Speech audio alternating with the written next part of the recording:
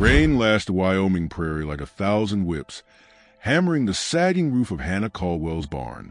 Inside her near-empty cabin, wind moaned through cracks, a dirge for the warmth long gone. Hunger gnawed her hollow as the memory of her husband's crushed body under the overturned plow. A sudden pounding, frantic against the barn door, cut through the storm's fury.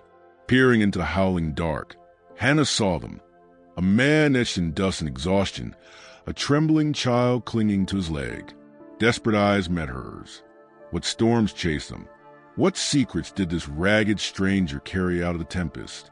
Before we jump back in, tell us where you're tuning in from, and if this story touches your heart, make sure you're subscribed, because tomorrow I've got something extra special saved just for you.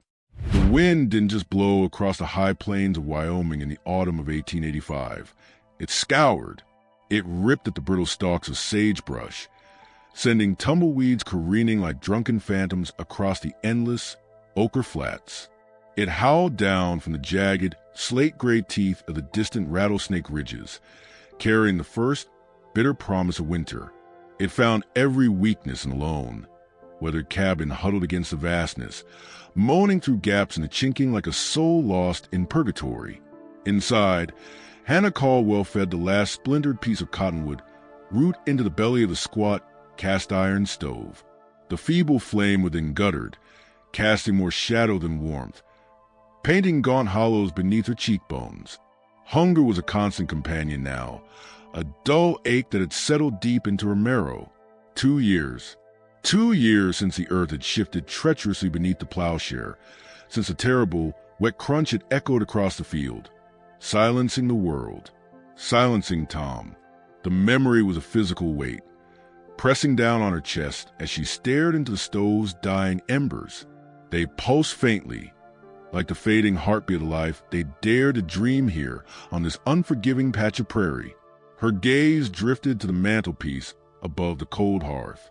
Not to the chipped blue enamel mug Tom had favored, nor the empty space where his fiddle used to rest. It landed on a small oval locket, silver, tarnished now almost black, shaped like a simple, smooth river stone. Inside, unseen but felt with every ragged breath, lay a single, fine strand of Tom's dark hair, braided impossibly small. Her thumb, rough and callous from hauling water and splitting kindling, she was too weak to lift properly anymore, brushed its cold surface. It wasn't hope she found there, not anymore. It was an anchor, a tiny, heavy weight tying her to a past that offered no sustenance, only the persistent ache of absence. Outside, the storm intensified. Rain, thick and cold, began to hammer the shingles, a relentless drumming that drowned out the wind's lament. It found its way through the roof, a persistent drip, drip, drip landing with maddening precision into the chipped enamel basin she'd placed on the packed earth floor near the leak. Each drop echoed the slow, inevitable draining of her reserves, of her spirit. The meager stores in the root cellar, a few shriveled potatoes, a handful of dried beans rattling like pebbles in the bottom of a jar, wouldn't see her through another month. Silas Morrow, the pinch-faced storekeeper in the distant speck of a town called Dry Creek, had made that brutally clear last week.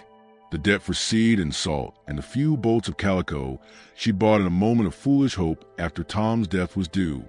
His eyes, like chips of flint, had held no mercy. Land's no good without a strong back, Hannah. Time's near up. A sound sliced through the rain's roar. Not the drip, not the wind. A distinct, heavy thump, thump, thump. Then again, not on her cabin door, but coming from the direction of the barn.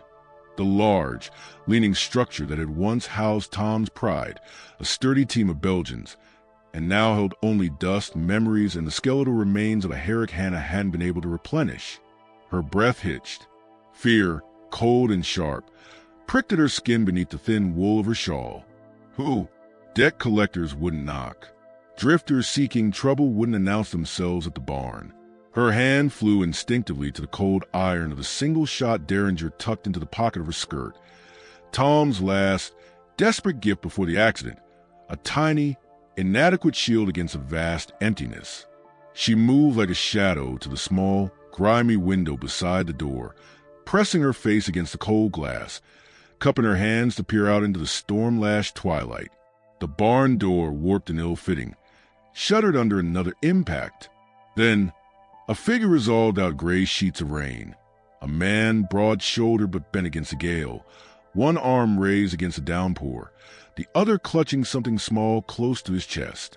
No horse visible, just a child, a small bundle of sodden wool and pale, terrified face pressed against his duster. They looked less like arrivals and more like refugees spat out by the storm itself. Compassion warred instantly with the hard-learned caution of survival. Shelter meant precious firewood, maybe food she didn't have. Shelter meant vulnerability. But the child, the utter exhaustion in the man's posture, even blurred by rain and gloom, it resonated with a hollow place inside her. Tom would have opened the door. Tom, whose laughter could fill this cabin, would have hauled him in without a second thought. The memory was a physical pain, a twist in her gut.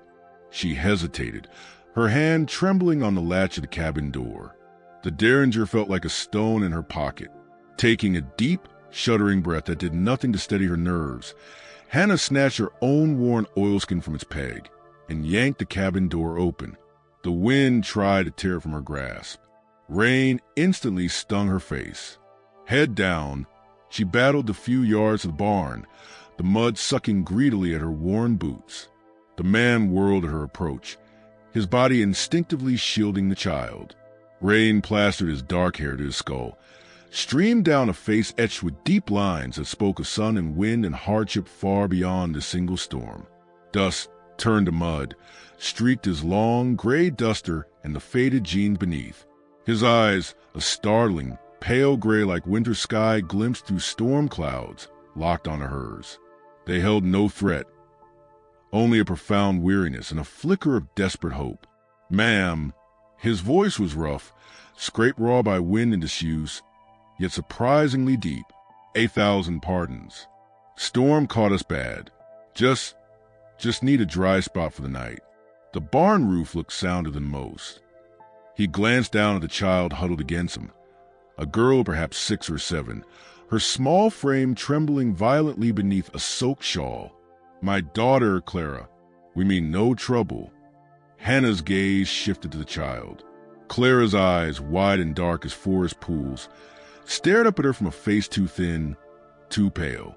They held a vulnerability that bypassed Hannah's fear, striking directly at the raw nerve of her own loss. It was the look of a creature pushed beyond endurance. The Derringer in her pocket suddenly felt grotesque. "The barn leaks," Hannah said, her own voice sounding thin and reedy against the storm. "But it's dry enough in the far corner near the old tack room. There's some cleanish straw there. You can stay."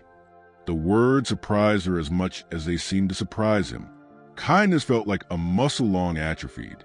Relief washed over the man's face, momentarily smoothing the harsh lines. "Thank you, ma'am. Deeply. Name's Caleb." He didn't offer a last name. "We'll be gone at first light. Won't impose." Hannah nodded curtly, pushing the heavy barn door open wider against the wind. The familiar smells of dust, old hay, and damp would flood it out. She led them into the cavernous, shadowed space, the rain drumming a frantic tattoo overhead. Light leaked weakly from a single, grimy window high up on the far wall. She pointed towards a deeper gloom near the back, where the remnants of last year's hay offer semblance of bedding. "There, I'll fetch a lantern. And something hot." The offer felt reckless, an offering from an empty larder. Back in the cabin, the reality of her promise crashed down. The broth. It was little more than hot water flavored with a few precious shreds of jerky she'd been hoarding in a single wizened carrot scraped thin. Hardly sustenance for a grown man, let alone a starving child. Shame warred with stubbornness. She'd offered. She poured the thin liquid into her only 2 intact bowls, her hand shaking slightly. She took the lantern from its hook, lit with a spill from the stove, its warm glow a small defiance against the encroaching dark and her own gnawing emptiness. Returning to the barn, lantern held high, she found Caleb gently settling Clara onto a thick pile of straw he'd shaken out and smoothed. He'd shed his dripping duster, revealing a faded red flannel shirt, patched at the elbows but surprisingly sturdy weave. His movements around the child were careful, tender, a stark contrast to the weathered toughness of his appearance. He was murmuring to her, low and soothing, as he tried to wring water from the hem of her dress. Hannah set the lantern on an upturned crate, its light pushing back the shadows, revealing the sharp angles of Caleb's face, the deep worry lines etched around his eyes as he focused on Clara. She placed the bowls beside the lantern. It's not much, just broth. Caleb looked up, his gray eyes catching the lantern light. The gratitude in them was profound, almost unsettling. "Ma'am, this is more than generous." "Thank you." He took a bowl, his large, work-roughened hand surprisingly steady, and carefully held it towards Clara. "Here, little bird, warm you up." Clara hesitated, her large eyes darting from the bowl to Hannah's face, then back to her father. At his encouraging nod, she took the bowl with both small hands, bringing it close to her face, the steam momentarily softening her pinched features. She took a tiny, cautious sip. A small sigh escaped her, a sound of pure, unadulterated relief that pierced Hannah's heart. Hannah watched them, an outsider looking in on a moment of intimate care. Caleb's gaze lingered on Clara as she drank, the hard planes of his face softening with a love so fierce it was almost painful to witness. It was a mirror to what she'd lost, a reflection of Tom's look when he'd find her humming over the stove on a cold morning. The ache in her chest intensified, a physical pressure behind her ribs. Caleb took a sip from his own bowl. His eyes closed briefly as the warmth hit him, a flicker of something unreadable. Relief, yes, but also a deep, abiding weariness, perhaps a sorrow that matched her own, passing over his features. When he opened them, he looked directly at Hannah. "You live alone out here, ma'am?" The question wasn't prying. It held the weight of understanding the prairie's harsh arithmetic. "Since my husband," Hannah said, the words clipped, a defense against the swell of grief the admission brought. "Tom, 2 years now." She didn't elaborate on the plow, the crushing weight, the silence. Caleb nodded slowly, his gaze dropping to the locket she hadn't realized she was fingering again to the fabric of her dress. "Loss leaves a hole," he said quietly, his voice gravelly, "like the wind through these plains, finds every crack." He took another sip of broth. "We're heading north. Trying to." He didn't say from what. A gust of wind slammed against the barn, making the timbers groan. A loose board rattled high up near the peak. Clara flinched, huddling closer to her father's side. Caleb's hand automatically went to her shoulder, a protective gesture ingrained deep. As he shifted, reaching to pull a thin, damp blanket from his saddlebag lying nearby, Hannah caught a glimpse of the knife sheathed at his belt. It wasn't the typical bone-handled skinning knife of a drifter. The handle was dark, polished horn, deeply carved with intricate, interlocking geometric patterns. Cheyenne work, maybe, but finer than any trade knife she'd ever seen.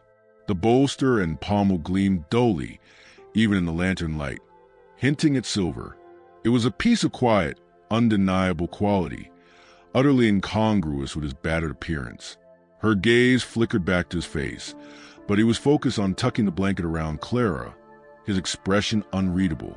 The moment stretched, filled only by the drumming rain and Clara's soft sipping. Hannah became acutely aware of her own hunger, a sharp counterpoint to the warmth spreading from the small lantern.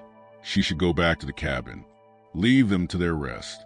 But the image of that knife, the quiet dignity in Caleb's bearing despite his obvious exhaustion, held her rooted. Who was he? A different sound pierced the storm's background roar. Not wind, not rain, distant, rhythmic, faint but unmistakable. Hoofbeats, several of them, coming closer, fast, from the direction of the Dry Creek Road. Hannah froze. Caleb's head snapped up, his body instantly coiling, every line taut with alertness. His hand didn't go to the fancy knife. It hovered near the worn wooden grip of the Colt, revolver holstered low on his hip. His pale gray eyes, sharp and suddenly dangerous, locked onto Hannah's, searching her face not with suspicion, but with swift, intense assessment. Clara whimpered softly, burrowing deeper into the straw, her eyes wide with fear that seemed older than the storm. The hoofbeats grew louder, clearer, pounding against the sodden earth like a frantic heartbeat. They weren't slowing down. They were heading straight for the homestead. Hannah's breath caught in her throat. Silas Morrow? Debt collectors riding hard in this weather? Or someone else? Someone Caleb and his child were desperately trying to outrun? Caleb's voice, when he spoke, was a low, urgent rasp, cutting to the drumming rain and the approaching thunder of hooves. "Ma'am," he said, his gaze never leaving hers, filled with sudden, chilling intensity. "Whatever happens, whatever you hear, stay inside your cabin. Bolt the door." He didn't move toward the barn entrance, but his posture was that of a man braced against the coming wave, shielding the small, terrified figure beside him. The lantern light flickered wildly, casting monstrous, leaping shadows on the barn walls as the sound of the riders grew deafeningly close, stopping just outside. A voice, harsh and commanding, shouted something indistinguishable against the wind. The latch on the barn door rattled violently. The command ripped through the barn door, sharp as a pistol crack against the storm's roar. "Open up. Sheriff's business." Not Silas Morrow's nasal whine, but a voice like gravel churn under wagon wheels, thick with authority and impatience. The latch rattled again, a violent, insistent tremor that vibrated to the damp, dustic air. Rain hissed against the warp like 1,000 serpents. Inside the lantern's fragile circle, time fractured. Caleb didn't flinch. His coiled tension solidified, transforming him from a weary traveler into something elemental. A ridge of granite braced against a landslide. His hand, hovering near the Colt's grip, didn't move, but every muscle beneath his worn flannel shirt seemed locked, ready. His pale eyes, chips of winter ice, held Hannah's with an intensity that pinned her breath in her throat. "Stay inside. Bolt the door." The unspoken plea, the command born of desperation, hung between them. Clara whimpered, a thin, terrified sound swallowed instantly by the drumming rain and the harsh shout from outside. She burrowed deeper into the straw, small fingers clutching her father's patched jeans, her face a pale oval of fear beneath the damp shawl. Hannah's own fear, cold and metallic, tasted like the Derringer's grip in her pocket. Sheriff's business. The words conjured images far worse than Silas's ledger. Posses, wanted posters, the grim finality of a noose. Was Caleb a fugitive? The fine knife at his belt suddenly felt less like an anomaly and more like evidence. Yet, the fierce tenderness he'd shown Clara, the profound weariness etched into his face, it warred violently with a picture of a hardened criminal. And Clara, that child's fear wasn't feigned. It was a raw terror of something hunted. The rattling ceased abruptly. A heavy thud at the door, a boot heel kicking solid oak. "Open this door, we'll break it down," the gravel voice snarled. "We know he's in there." Caleb's jaw tightened. A flicker of resignation, swiftly buried beneath steely resolve, crossed his face. He gave Hannah the tiniest, almost imperceptible shake of his head. "Don't." Then, moving with a deceptive, silent swiftness, he stepped out of the lantern's direct glow, melting deeper into barn shadows near the stacked remnants of the Herrick. His hand finally closed around the Colt's grip, drawing it smoothly, the oiled metal catching the light with a dull gleam. He didn't point it. He held it low, ready. His other hand rested protectively on Clara's head, keeping her down.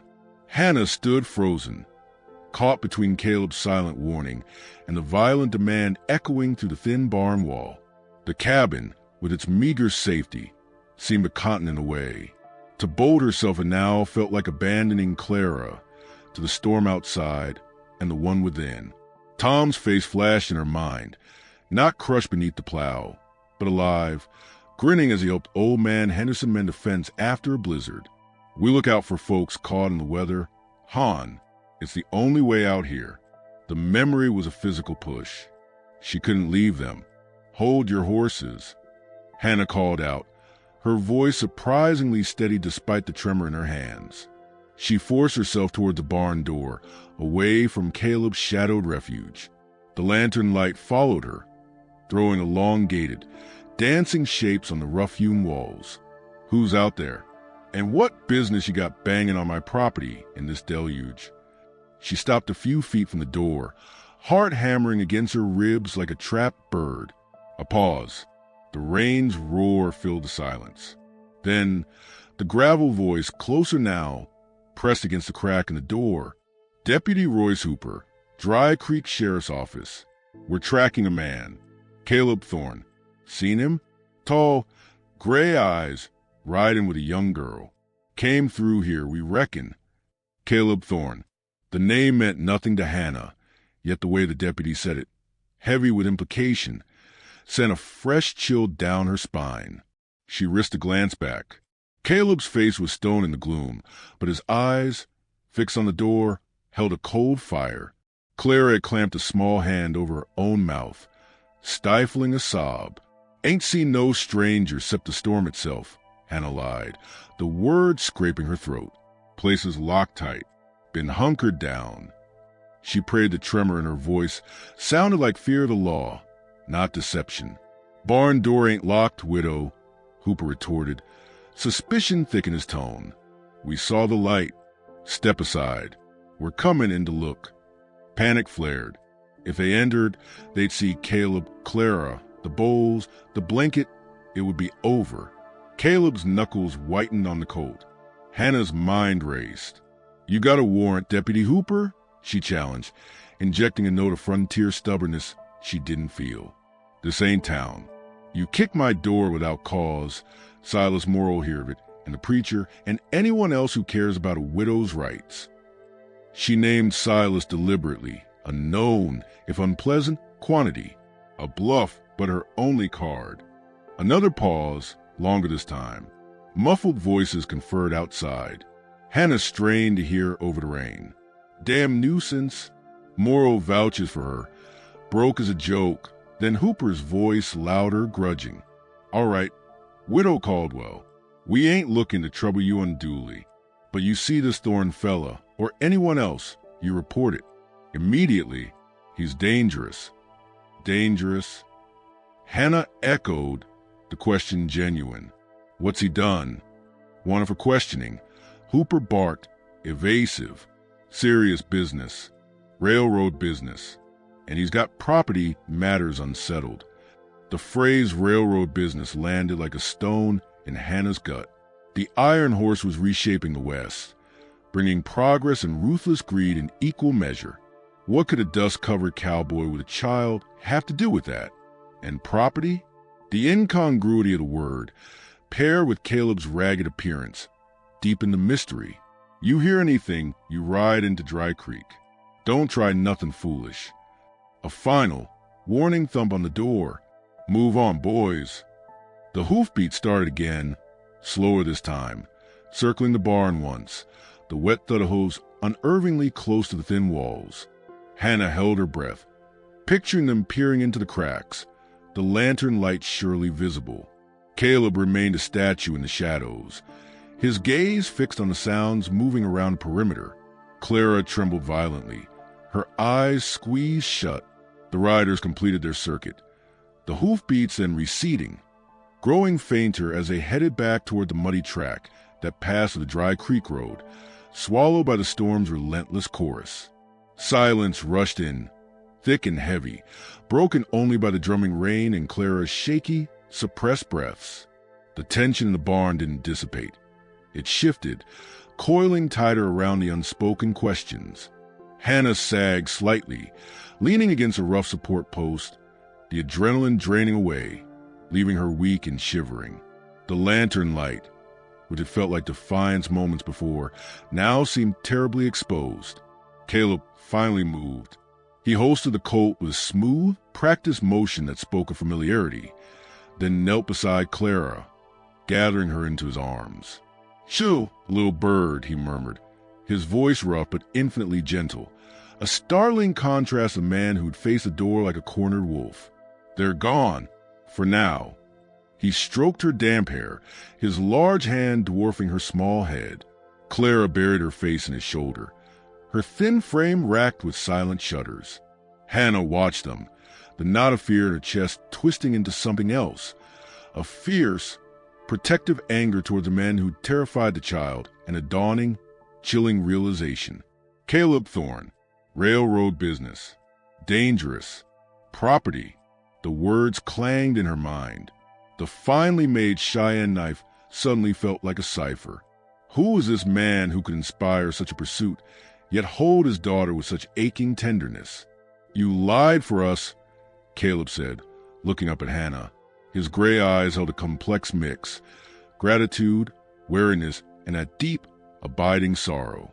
"You didn't have to."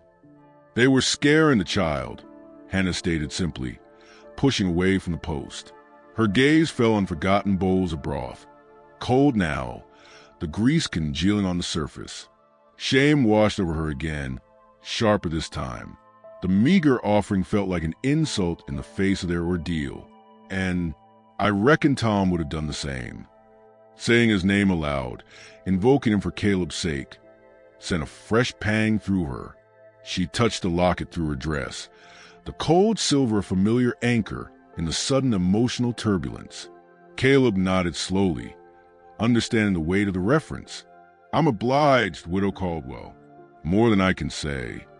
He shifted Clara gently, trying to ease her trembling. "Clara, honey, look. The kind lady brought us broth. You should try a little more. Warm you up inside." He reached for the cold bowl, his movements careful, deliberate, projecting a calm he surely didn't feel. Clara lifted her head, her dark eyes swimming with unshed tears. She looked from her father to the bowl, then to Hannah. Her gaze lingered on Hannah's face, searching, wary. Slowly, hesitantly, she took the bowl Caleb offered. Her small hands were still shaking. She took a tiny sip, then another, her eyes never leaving Hannah. Hannah felt an unexpected lump rise in her throat. The child's silent scrutiny, her palpable fear mixed with a tentative, animal-like assessment, was more unnerving than the deputy's threats. Hannah crouched down slowly, keeping her movements non-threatening, bringing herself closer to Clara's level within the circle of lantern light. She didn't speak. Words felt too loud, too intrusive in the fragile aftermath. Clara watched her. Then her gaze dropped slightly, fixing not on Hannah's face, but on her hand resting near her knee, specifically on the spot where the locket lay hidden beneath the worn fabric of her dress. A tiny frown creased the girl's brow. She took another sip of broth. Then, with a sudden, bird-like movement, her free hand darted into the small pouch tied at her waist beneath her shawl. She pulled out a small, smooth object and held it out toward Hannah on her open palm. It was a river stone, worn flat and oval by water, startlingly similar in shape to Hannah's locket. It was a deep, smoky gray, veined with white, cool to the touch even in the lantern's warmth. Clara didn't speak. She just offered it, her dark eyes huge and solemn in her pale face. Hannah stared, stunned. The gesture, so simple, so unexpected, pierced through the layers of fear and suspicion. It was an offering, a child's attempt at connection, a tiny piece of comfort shared. Hesitantly, Hannah reached out. Her callous fingers brushed Clara's small, cold ones as she took the stone. It fit perfectly in her palm, smooth and solid. It looks like mine," Hannah whispered, her voice thick. She touched the hidden locket beneath her dress, then held the stone up in the lantern light. "Thank you, Clara." A faint, almost invisible flicker of relief touched Clara's eyes. She ducked her head back towards her broth, but the rigid tension in her small shoulders eased a fraction. Caleb watched the exchange, his expression unreadable, but a muscle in his jaw tightened briefly. He reached out and gently squeezed Clara's knee. "She finds them," he said softly, his gaze fixed on his daughter. "Near rivers. Keeps the smooth ones. He paused and added, his voice dropping lower, rougher, "Her mother, she liked stones, said they held the memory of water." The admission hung in the air, a raw glimpse into the loss that shadowed them both. Railroad business seemed a world away from this quiet grief. Hannah closed her fingers around the smooth stone, its coolness a grounding counterpoint to the storm's chaos and the lingering fear. It felt like a tiny bridge, fragile but real, thrown across the chasm of their separate sorrows. She looked at Caleb, truly looked at him. The exhaustion etched deep, the protective ferocity worn with profound sadness, the incongruity of the worn clothes and the exquisite knife. Property, railroad business. The deputy's words clashed violently with a man comforting his child in a leaky barn. You should both come inside the cabin," Hannah said suddenly, the decision forming even as she spoke. The barn's colder. The stove still got a little heat. It was madness, inviting potential danger, a wanted man, into her meager sanctuary. But leaving Clara out here, terrified and shivering, after that stone, it felt like a betrayal of the small trust offered. Caleb's head snapped up, surprise flickering in his gray eyes, quickly followed by intense wariness.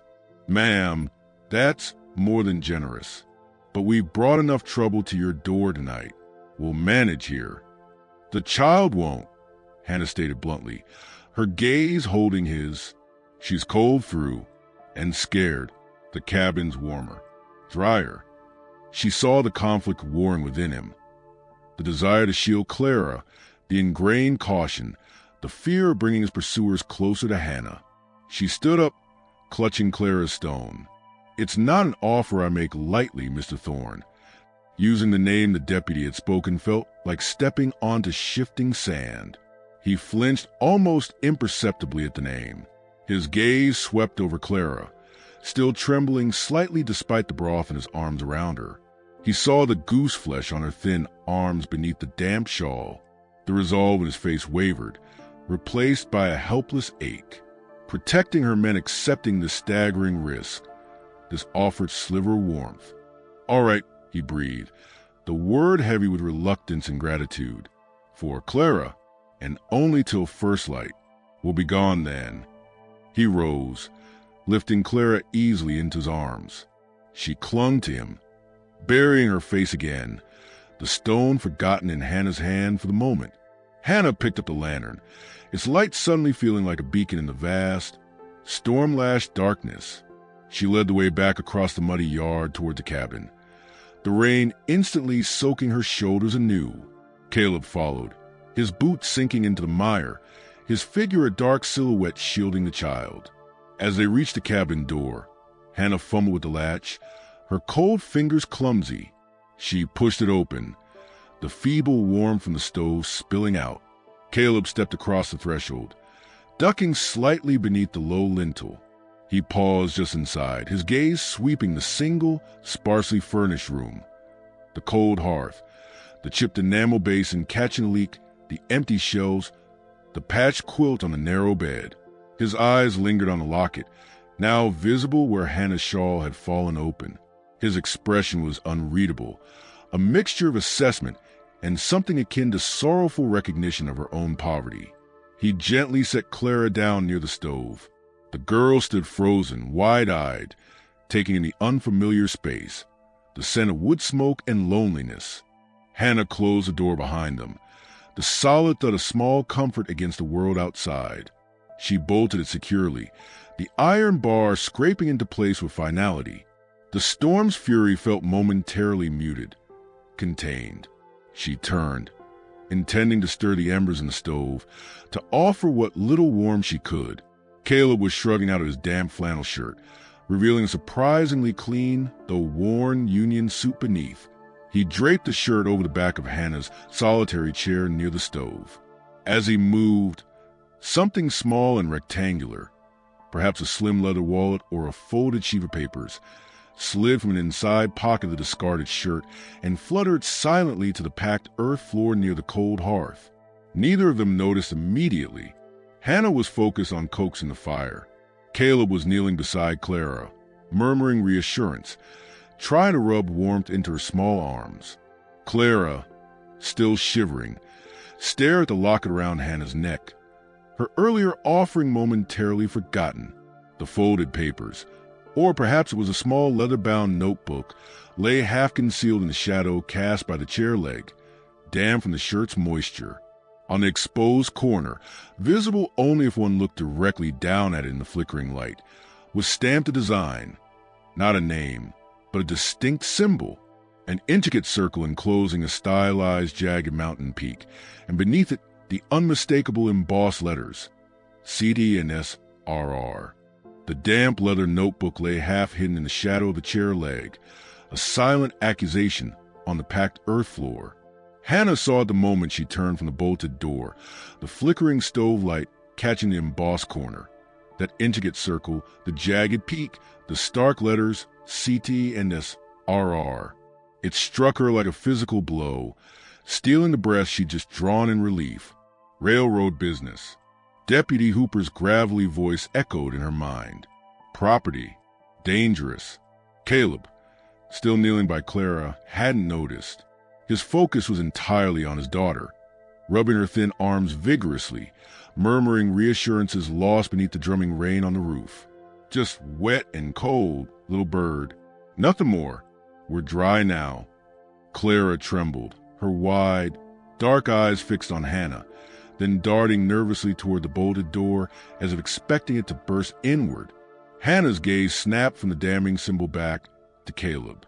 The man comforting his terrified child seemed worlds apart from the figure implied by that corporate mark. Yet, the evidence lay on her floor. Her hand tightened around Clara's smooth river stone, its cool solidity a stark contrast to the sudden turmoil inside her. Thorne, CT and SRR. The initial scream connection. Was he a wanted thief? A disgraced foreman? Or something far more significant?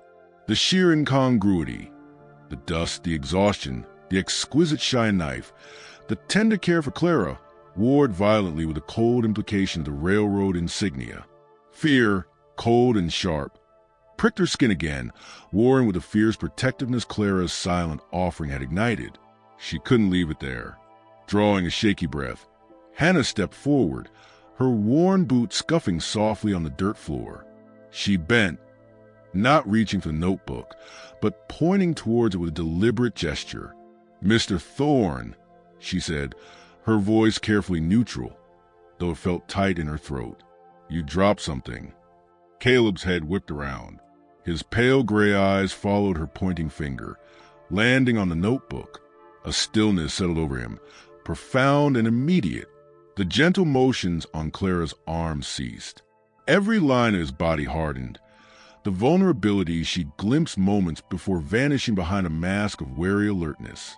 His gaze flicked from the notebook to Hannah's face, searching, assessing her reaction with the same intensity he'd shown facing the deputy. He moved swiftly, fluidly, snatching up the notebook before Hannah could blink. It disappeared into the pocket of his union suit with a practiced motion, his eyes never leaving hers. There was no apology, no explanation, only a guarded silence that stretched thick and heavy, punctuated by the rain's relentless hiss and Clara's shallow breathing. "It's nothing," Caleb finally stated, his voice rough, clipped. "Old papers." The dismissal was absolute, a wall slammed down. He turned back to Clara, pulling her closer, his posture protective, defensive. "Just old papers, little bird. Nothing to fret over." But Hannah had seen the flicker of alarm, the swift concealment. Nothing didn't warrant that reaction. Nothing didn't bear the mark of a railroad. The warmth she felt offering them sanctuary chilled. Tom's face surfaced in her mind. Not the laughing man, but the still, pale figure laid out on their bed, the crushing weight of the plow imprinted on his chest. Risk is part breathing. Han, he'd once said, trying to soothe her fears about a cattle drive. But you measure it. Inviting Caleb Thorne inside suddenly felt like standing on the edge of a crumbling cliff. "Deputy Hooper said you were dangerous," Hannah said quietly, the words hanging in a small, tense space. She didn't move closer, said it was railroad business. She watched his shoulders tense beneath the thin wool of his union suit. That mark, CT and SRR, what does it mean? She kept her tone level, refusing to let the fear fully surface. Caleb didn't turn around. He kept his gaze on Clara, who had finally looked away from the door and was staring fixedly at the small flame visible through the stove's cracked isinglass window. It means trouble finds a man whether he asks for it or not, he replied, his voice low and tight. Meaning's got layers, Widow Caldwell, like the rock in your hand. He nodded slightly toward the river stone she still clutched, smooth on the outside, history packed tight inside. He finally glanced over his shoulder, his gray eyes meeting hers. They held a deep, weary anger, but beneath it, a flicker of something else. Perhaps a plea for understanding, or simply exhaustion. I ain't here to bring harm to you or yours. Just passing through with my child. That's the only truth you need tonight. The evasion was clear, frustrating, yet his raw protectiveness towards Clara resonated. Hannah looked at the child. Clara's gaze had shifted from the fire to Hannah's face, then down to the hand holding the river stone. Slowly, hesitantly, she reached out a small, cold finger and touched the smooth surface. It was a silent question, a fragile reconnection. Hannah's heart clenched. Whatever Caleb's secrets, Clara was innocent, caught in the storm of her father's troubles. The wind outside rose to a sudden shriek, rattling the loose window pane near the leak. Clara flinched violently, pressing herself against her father. Caleb's arm tightened around her. "Shoo!" he murmured, the harshness gone from his voice, replaced by pure tenderness. "Just the wind, nothing more." Hannah took a step toward the stove, breaking the tense tableau. "Fire's low," she stated, her voice firmer. "Needs feeding." She moved past them, the proximity to Caleb making her skin prickle with awareness. She opened the stove door, the heat a welcome wave against her face. The small pile of kindling beside it was dwindling dangerously.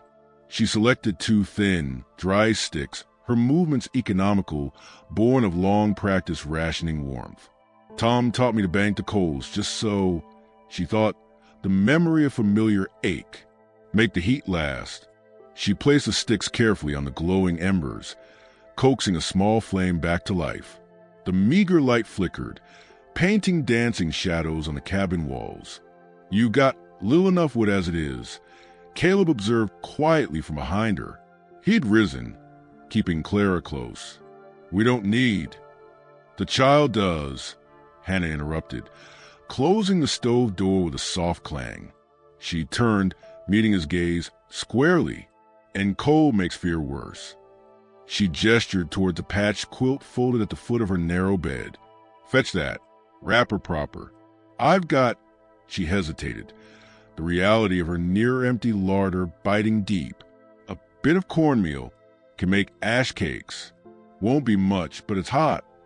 Gratitude warred with suspicion in Caleb's eyes, but Clara's soft whimper decided him. He nodded curtly and moved the bed, retrieving the quilt.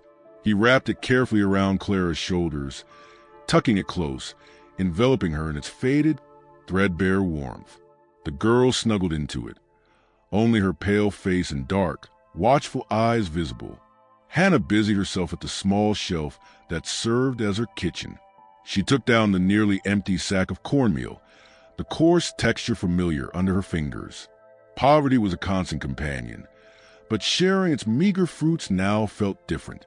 Charged, she mixed the meal with a scant cup of water and a pinch of precious salt in her only bowl. The silence stretched, heavy with unspoken questions and the storm's fury outside. Only the crackle of the fire and Clara's soft breathing filled the cabin. Caleb settled Clara on the floor near the stove's warmth, the quilt wrapped tight around her. He remained kneeling beside her, a silent sentinel. Hannah scooped small dollops of the cornmeal mixture directly onto the hot stove top near the firebox.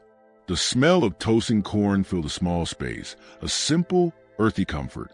"Her mother," Caleb said suddenly, the words low, almost lost beneath the rain's drumming.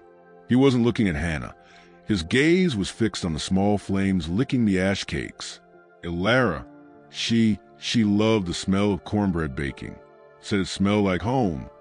He swallowed, the muscle in his jaw working. Consumption took her, last winter, up near Cheyenne. The admission hung in the air, raw and painful. A glimpse behind the wall. Clara, she don't talk much since. Not like she used to. He finally looked up at Hannah, his gray eyes clouded with grief. That stone she gave you, Ilara started that. Collecting smooth ones. Said they held calm. Hannah's hand stilled. The simple confession, the shared echo of loss, Ilara's death mirroring Tom's crushing absence, dissolved some of her suspicion into a profound ache. She saw the pain etched deep in Caleb's face, the way his large hand rested protectively on Clara's quilt-covered back. Dangerous?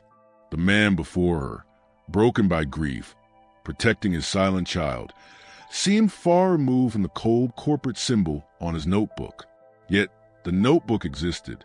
The deputy hunted him. The contradiction was maddening. "I'm sorry," Hannah whispered, the words inadequate but heartfelt. She flipped the small ash cakes with a worn metal spatula. Loss, it carves a hole nothing fills.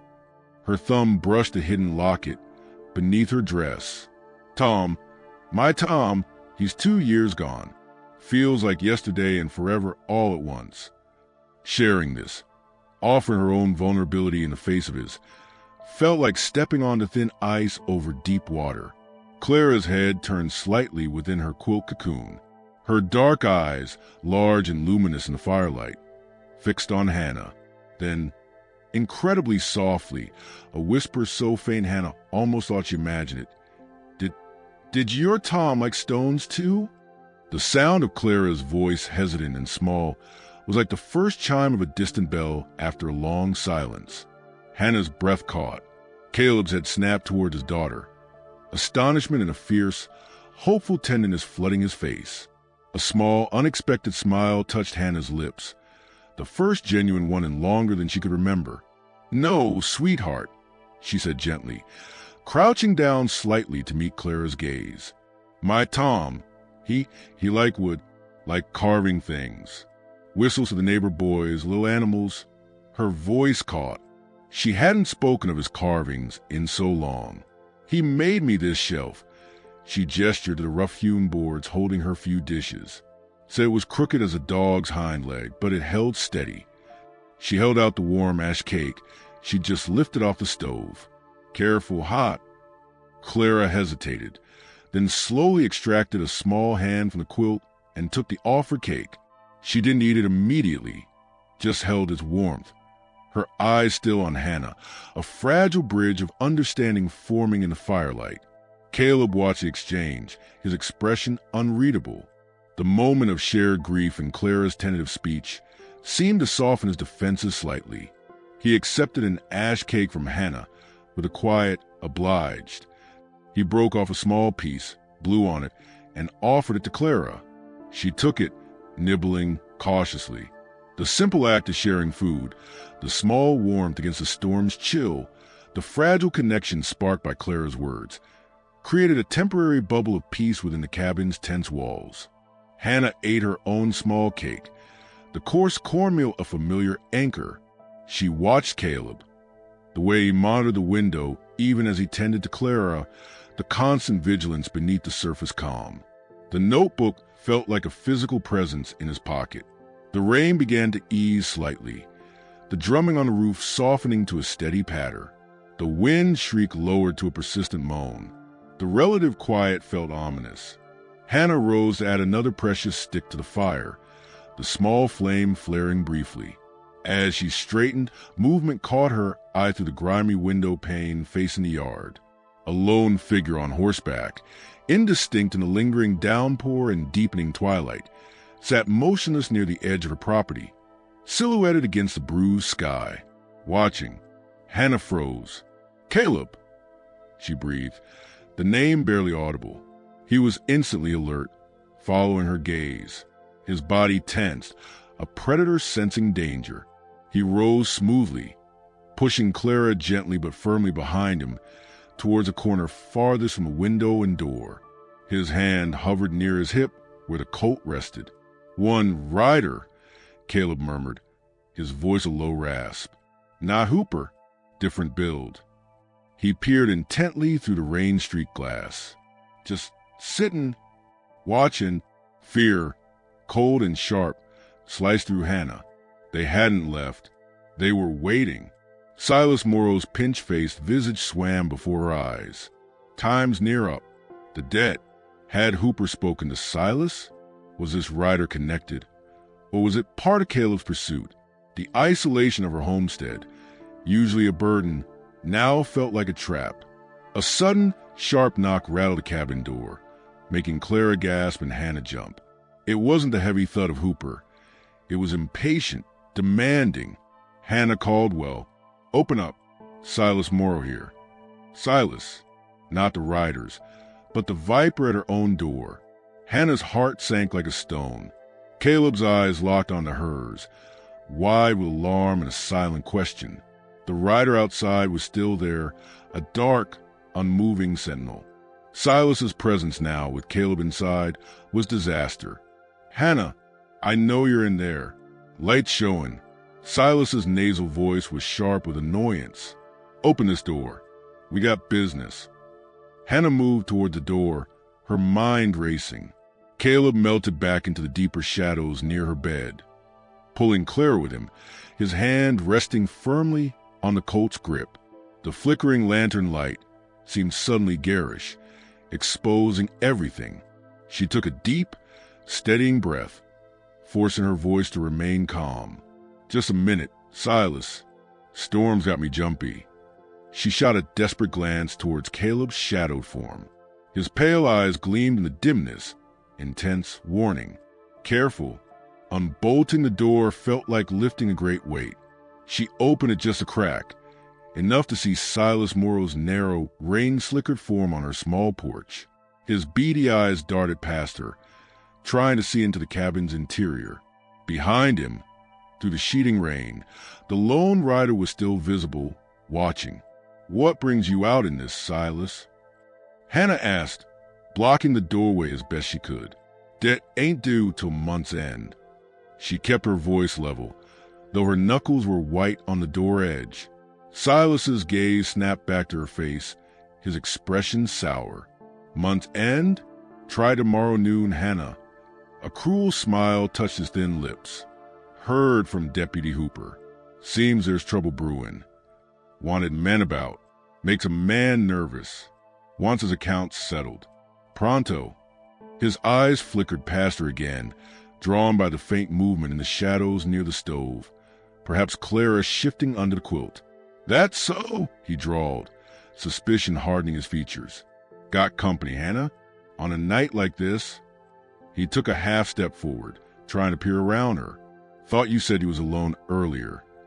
Hannah's blood ran cold. The rider outside. Silas's sudden demand. Hooper's warning. It was converging, tightening like a noose. She met Silas's beady stare, the derringer a cold weight in her pocket, the presence of Caleb and Clara a secret burning behind her. The storm moaned like a forgotten sin. The lantern flame flickered wildly, casting leaping, monstrous shadows on the wall behind Silas. "Well, Silas," Hannah asked, her voice suddenly steel. "You planning to stand out there accusing me, or you got something else to say?" Her gaze darted past him. The lone rider was no longer watching the cabin. He had turned his horse and was riding slowly, deliberately, towards a barn.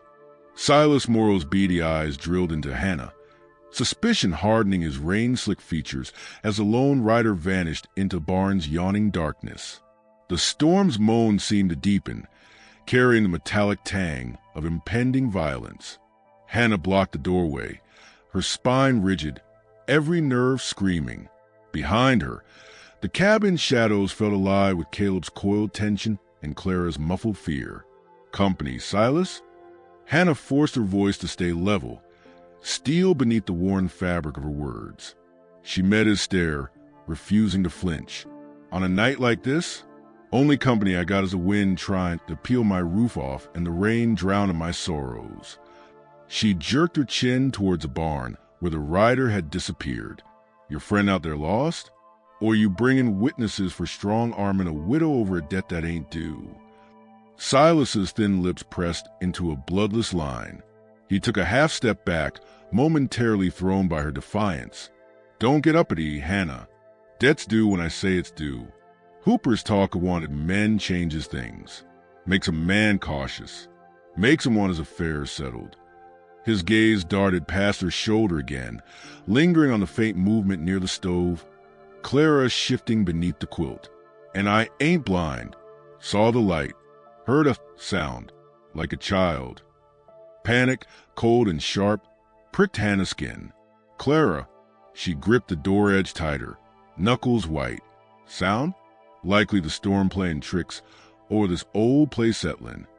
Or maybe," she added, her voice dropping to a low, dangerous register Tom had used when facing down unruly cattle. "Maybe you're hearing the echo of your own conscience, Silas Morrow, if it's still got a beat."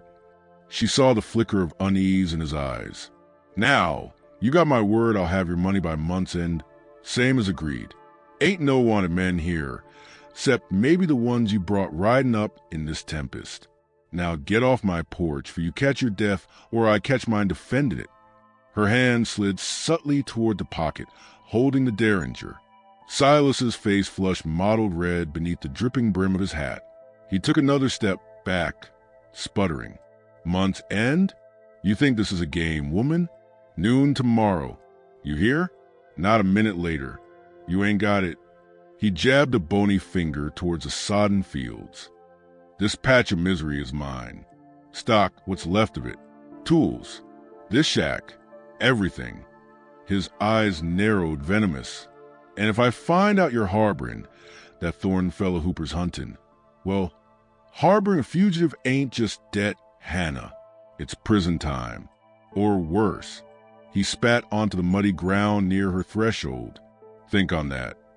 He turned his slicker flapping and splashed back towards his waiting horse, tethered near the dripping water trough. He didn't look back, but the threat hung in the rain-sodden air like gun smoke. The lone rider remained hidden inside the barn, a silent, ominous presence. Hannah slammed the door, bolting it with trembling hands. She leaned her forehead against the rough wood, the derringer's cold weight a small, inadequate comfort. The enormity of Silas's ultimatum crashed over her. Noon tomorrow. Impossible. The emptiness of her root cellar, the dwindling woodpile, the chasm of debt.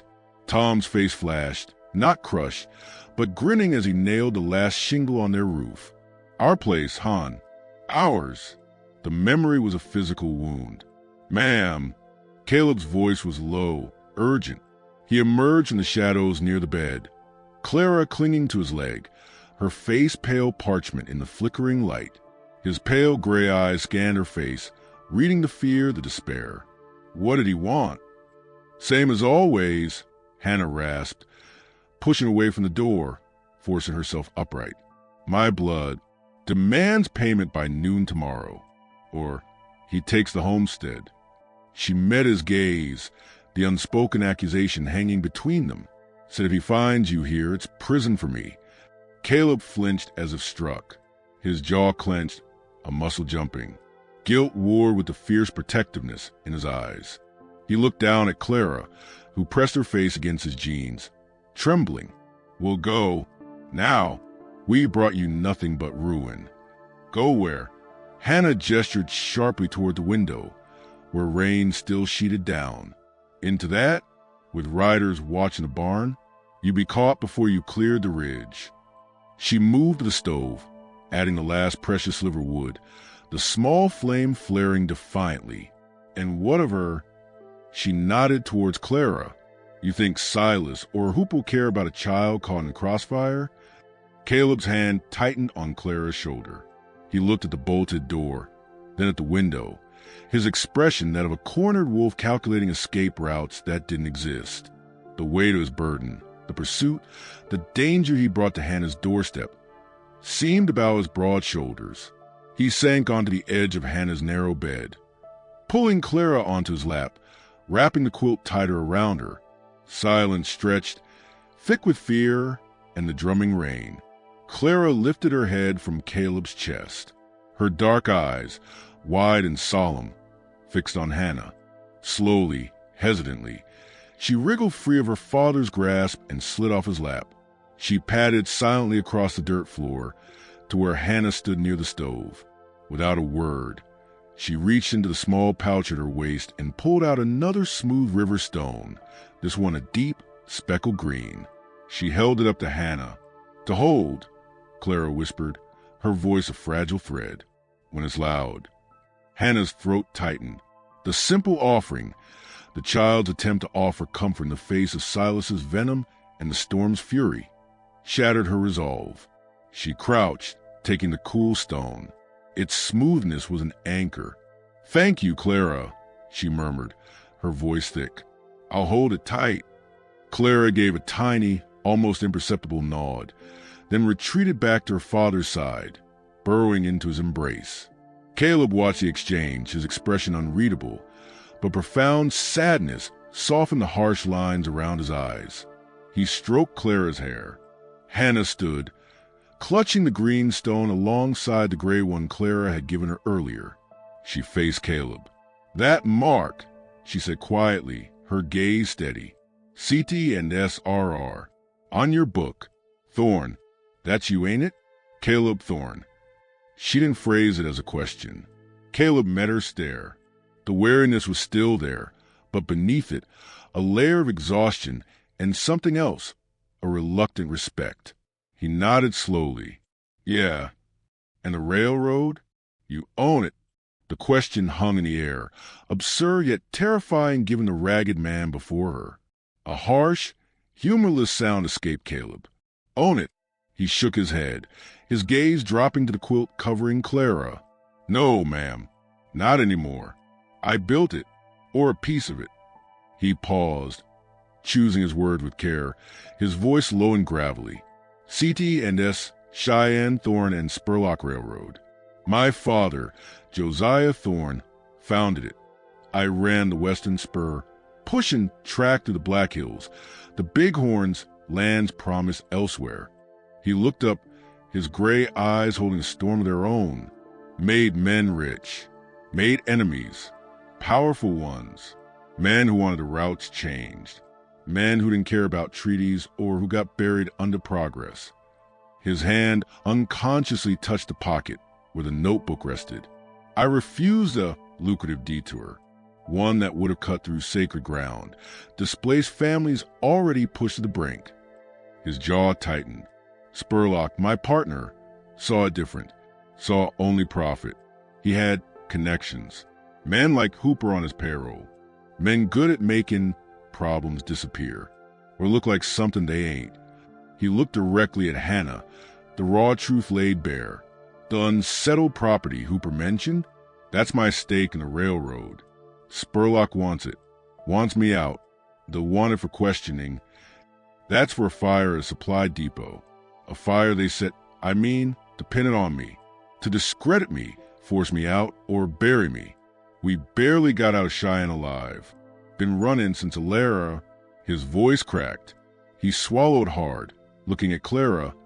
"Since last winter. Trying to get Clara north, to folks who might remember the man I was, not the outlaw they're painting me to be." Hannah stared at him. The pieces clicked into place.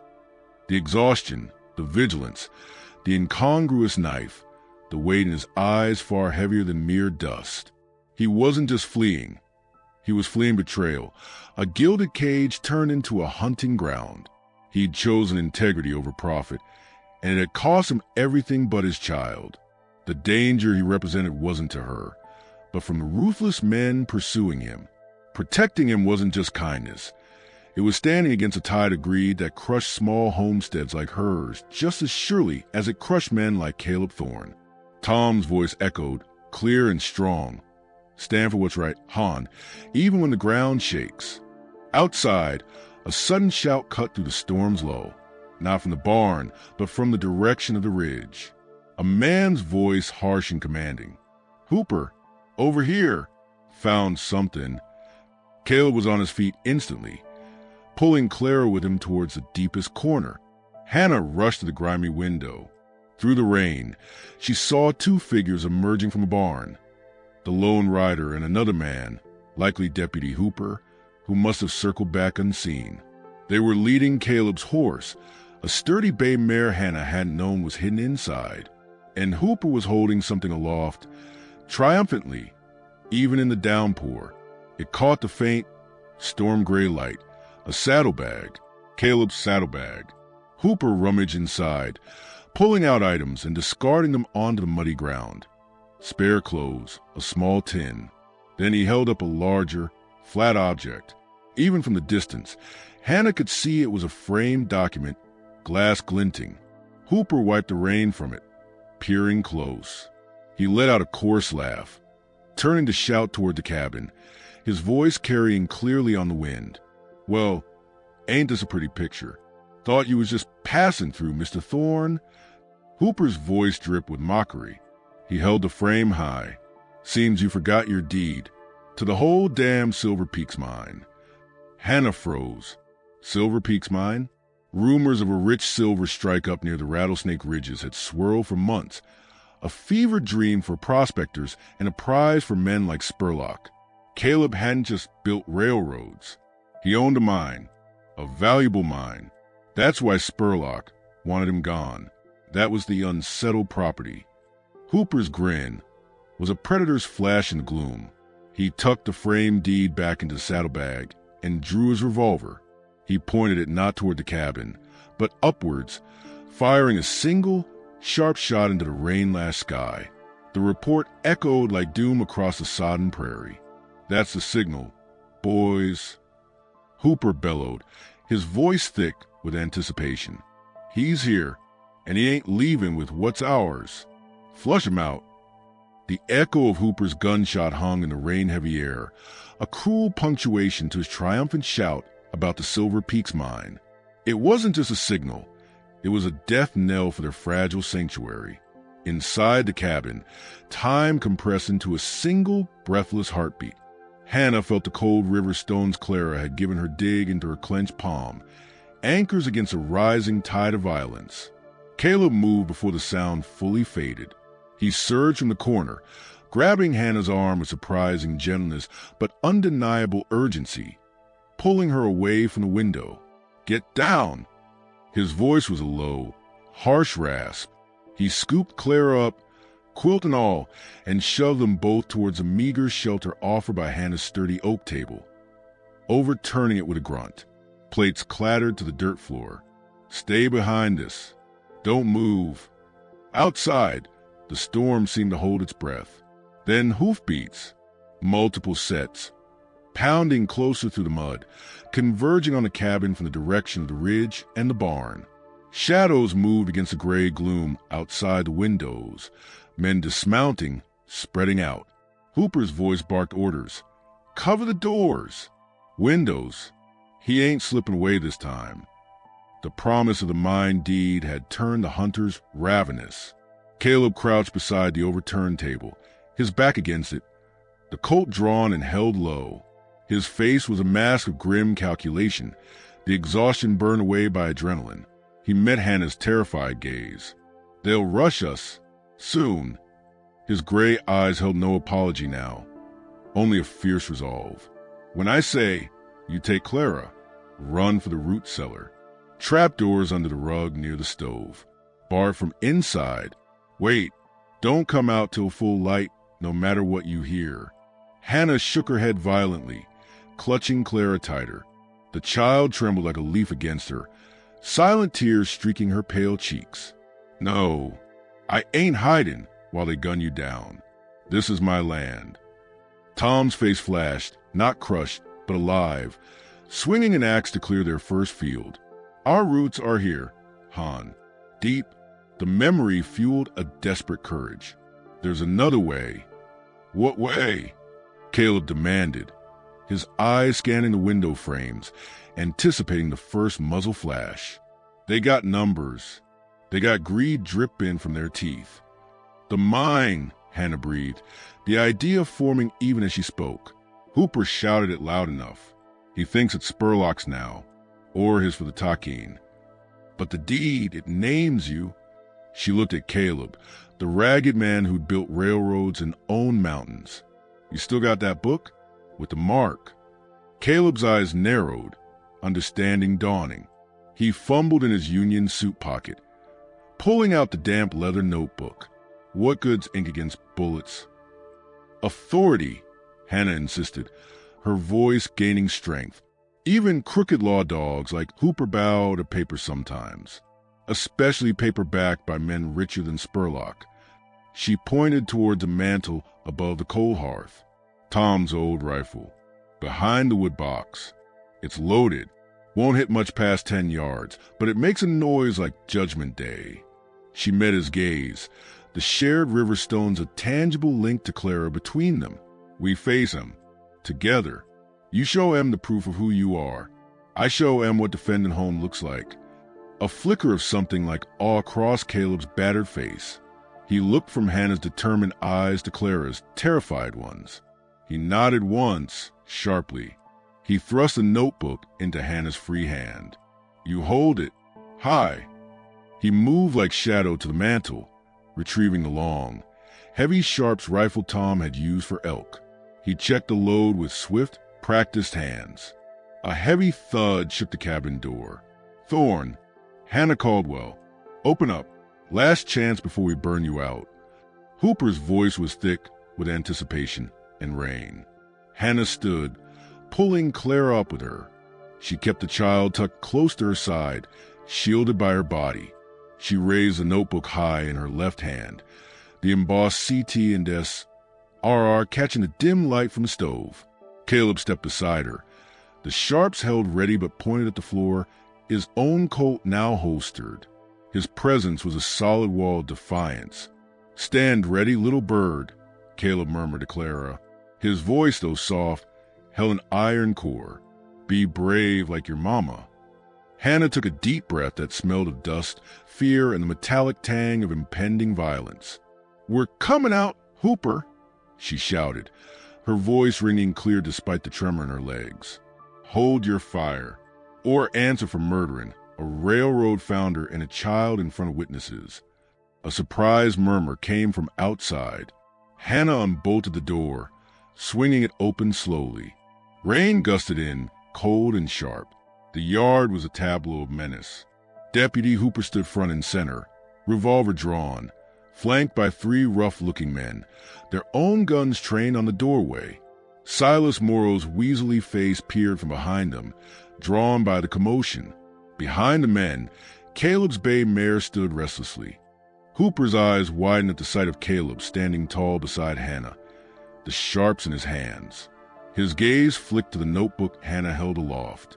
Found her, he scoffed, but a thread of uncertainty crept into his voice. Thorne's a wanted fugitive. Spurlock owns a CT and S now. Hand him over, widow, and maybe you avoid prison. Spurlock owns nothing but lies and blood money. Caleb's voice boomed, cutting through the rain. He took a deliberate step forward onto the porch, forcing the gunman to adjust their aim. Hannah stayed half a step behind him, shielding Clara, the notebook still held high like a shield. That deed Hooper so proud of? Caleb continued, his gaze locking onto the deputy. It proves the Silver Peaks is mine, free and clear, registered in Cheyenne, stamped and witnessed. You steal it, Hooper, you steal from a Thorne. And my family's lawyers back east? They eat men like Spurlock for breakfast. They'll hunt you down like the dog you are. Hooper shifted uneasily. The men beside him exchanged glances. Railroad lawyers were a different breed of trouble than chasing a supposed arsonist. Silas Morrow pushed forward, his eyes gleaming with avarice, fixed on Hannah. Forget the mine, Hooper. The widow owes me. Debt's due. By my reckoning, this shack and what's in it is mine. Seize it. Touch this cabin, Silas, Hannah said, her voice colder than the rain, and you'll answer to Tom Caldwell's ghost and this Sharps. She nodded towards Caleb. Mr. Thorne just guaranteed my debt is paid. In full, with interest. She didn't know if it was true, but the bluff was all she had. Caleb didn't hesitate. The debt is settled, he affirmed, his voice carrying absolute authority. Consider it paid from the Thorne holdings. Hannah Caldwell is under my protection. He looked directly at Hooper. You want the mine, deputy? You take it up with the territorial judge. After you explain why you're harassing a lawful citizen on her property, aiding a known swindler like Spurlock in his attempted theft, how long you reckon Spurlock will protect you when the marshal starts a skin about that depot fire? Hooper's face contorted. The greed warred with self-preservation. He looked at Caleb, standing unyielding on the porch. The notebooks mark a stark reminder of power he couldn't see but feared. He looked at the heavy Sharps rifle. He looked at his men, whose eagerness was visibly waning. Silas sputtered, "You can't." "Shut it, Morrow," Hooper snapped. He holstered his revolver slowly, the gesture radiating bitter defeat. "This ain't over, Thorne. Spurlock won't let this lie." "Spurlock," Caleb stated, his voice low and dangerous, "will be dealing with me, personally, when the time comes. Now, get off this land. All of you, before I forget I'm a civilized man." Hooper spat into the mud. He jerked his head at his man. "Mount up." He cast one last venomous look at Caleb, then at Hannah. "You chose the wrong side, widow." He turned, splashing back to his horse. His men followed, relief evident in their slumped shoulders. They collected their mounts, including the bay mare they reluctantly released. Within moments, the drum of retreating hoofbeats mingled with the lessening rain. Only Silas remained, rooted in the mud, his face a mask of thwarted rage and disbelief. "My money?" he whined, his voice shrill. "Your money," Hannah said, stepping fully onto the porch now, Clara still pressed close, "is coming from Mr. Thorne. You heard him. Now get gone, Silas. Before I decide interest means taking a pound of your flesh." She hefted the Sharps meaningfully. Silas flinched. He looked from Hannah's fierce eyes to Caleb's imposing figure, then to the notebook still clutched in Hannah's hand. He saw no weakness, only resolve. Muttering curses under his breath, he turned and scrambled toward his own horse, slipping in the mud in his haste to flee. The sudden silence, broken only by the steady drip of rain from the eaves and the distant rumble of departing thunder, was profound. The immediate threat had passed, leaving behind the soaked yard, the overturned table inside, and the echo of violence too close. Hannah lowered the notebook, her arm trembling. The courage that sustained her began to ebb, leaving her weak-kneed. Clara buried her face in Hannah's skirt, silent sobs shaking her small frame. Caleb lowered the Sharps, leaning it carefully against the porch post. He turned to Hannah, his gray eyes holding a depth of emotion she hadn't seen before, gratitude, profound respect, and a weariness that went beyond the physical. "You," he began, his voice rough. "You stood like a lioness, Hannah Caldwell." He looked at Clara, gently touching her head. "Both of you." Clara lifted her tear-streaked face. She looked at Caleb, then at Hannah. Slowly, deliberately, she pulled her hand from Hannah's skirt. In her small palm lay the smooth green stone she'd given Hannah earlier. She reached out and placed it back into Hannah's hand, closing her fingers over it. Then she reached into her pouch and pulled out a final stone, pure white quartz, worn smooth as glass. She pressed this one into Caleb's large, calloused hand. For always," Clara whispered, her voice barely audible but clear in the quiet dawn. Caleb closed his fist around the white stone, his throat working. He looked from the stone to his daughter, then to Hannah, holding the green one. The simple gesture, a child's binding of their fragile, newfound family, said more than words ever could. Inside, they righted the table. Caleb added the last of the wood to the stove, coaxing a proper flame.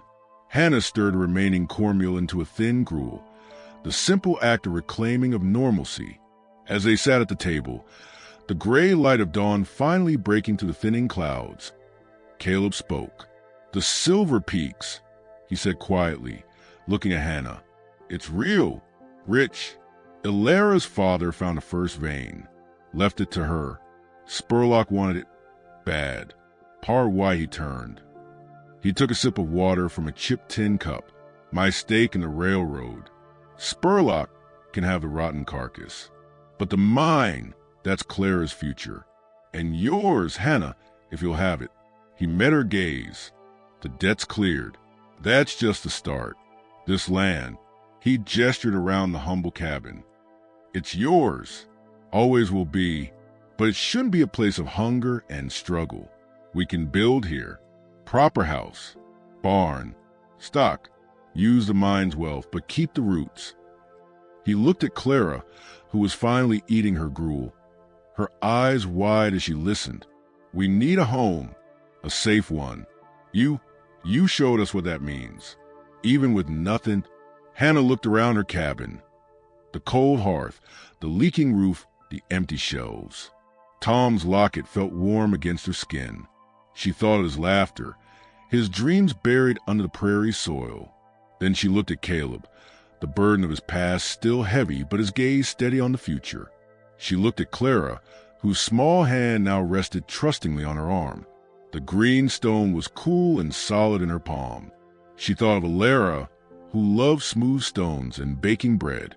The weight of her loneliness, as vast as the Wyoming sky, shifted. It didn't vanish, but it made space.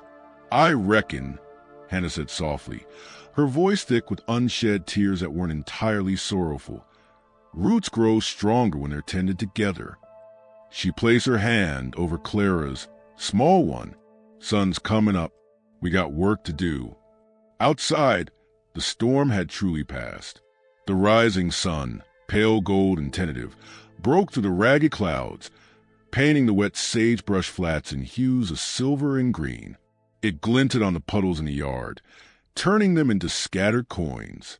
It touched the weatherwood of the cabin, the leaning bar, and the vast, empty prairie stretching towards the rattlesnake ridges. The air, washed clean, held the scent of damp earth and the promise of a hard-won peace. Caleb stood in the doorway, watching the light spread, the white quartz stone warm in his hand. Hannah joined him, Clara between them. The green stone clutched tight. The road ahead was uncertain. Spurlock's shadow still loomed. The mine's wealth brought its own perils, and the prairie's harshness remained. But on this fragile dawn, on this patch of earth defended with courage and kindness, 3 lost souls, bound by river stones and shared storms, had found the beginnings of a home.